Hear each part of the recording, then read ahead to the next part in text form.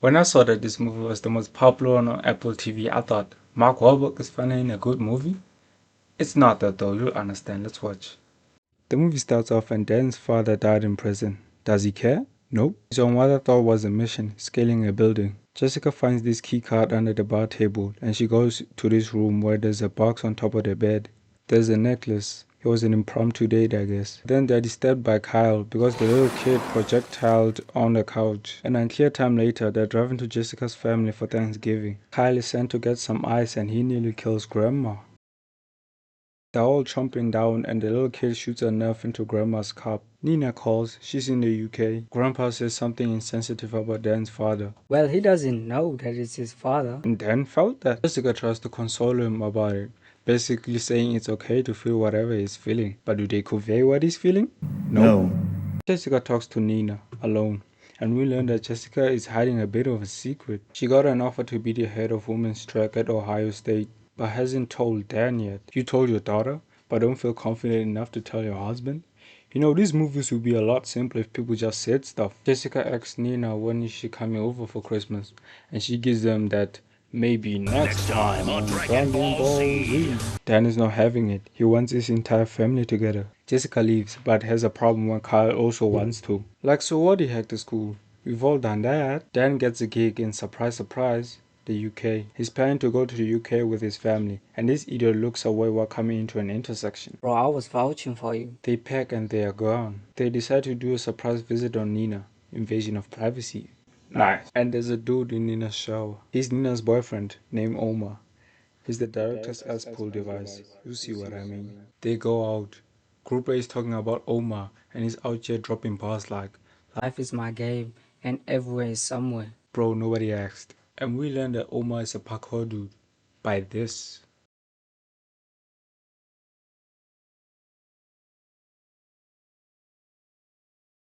Could have just said it, buddy. Then the little kid tries it and he eats dirt. And Omar's already trying to tell Dad how to raise his kids. Police steady watching me.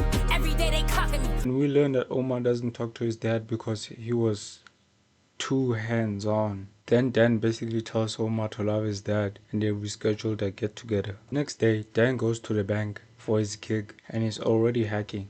He goes to the tellers and is met by this man. And he tells him to break into the bank to test the security. Jessica gets kidnapped. Dan breaks into the vault. This man doesn't recognize either of them, but Dan tricks him into leaving, and he somehow stole the key card to break into the vault. When they get inside, Dan immobilizes him, because there's no way that dude wouldn't recognize him. Still brought him inside with you.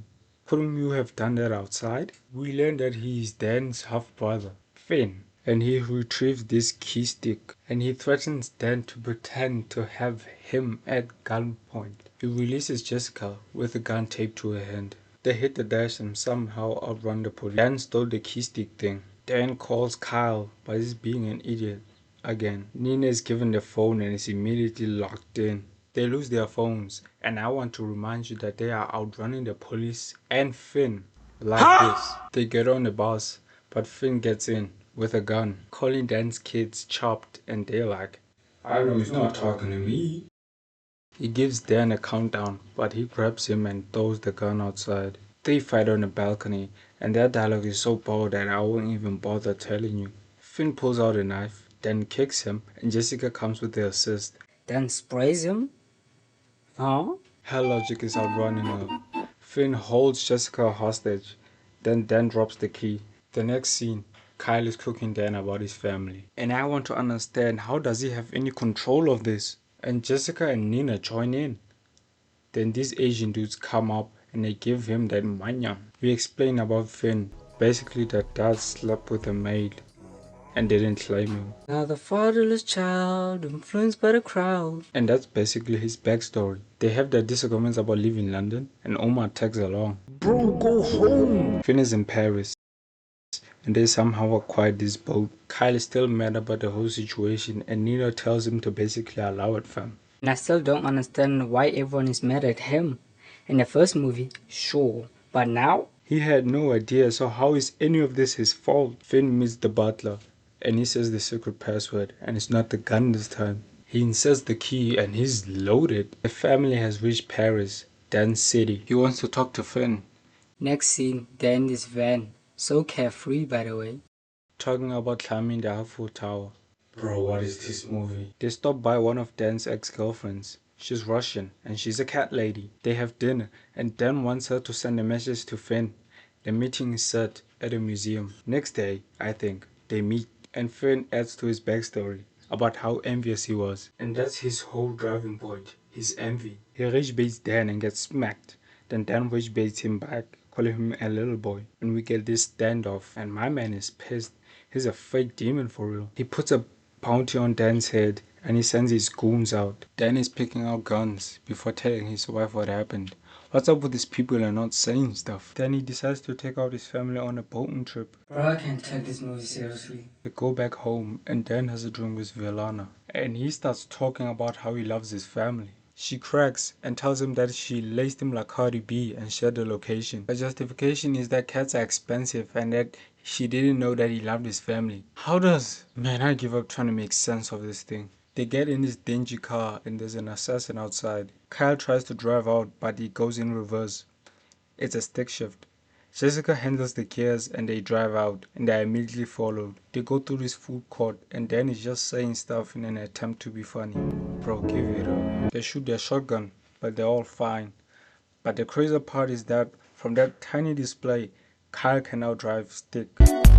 They go down a couple of stairs and he closes his eyes driving through an intersection. Bro, I hate him already. Next they're on this roof and they have a family moment. They strategize outside the place. Kyle has a random stick with him. Cassie just carries those. And Omar says that it will provide a distraction. Dan and Omar climb onto the roofs, changing the positions of the cameras.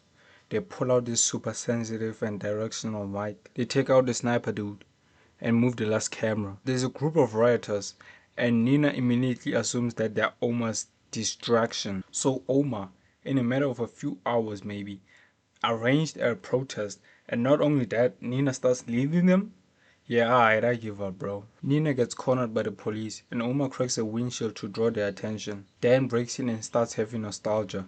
Finn catches him. Dan drops the stick and immediately blows everyone's cover by talking into his earpiece. Jessica goes out and we have a dance. She has to make this jump and she was Michael Jordan.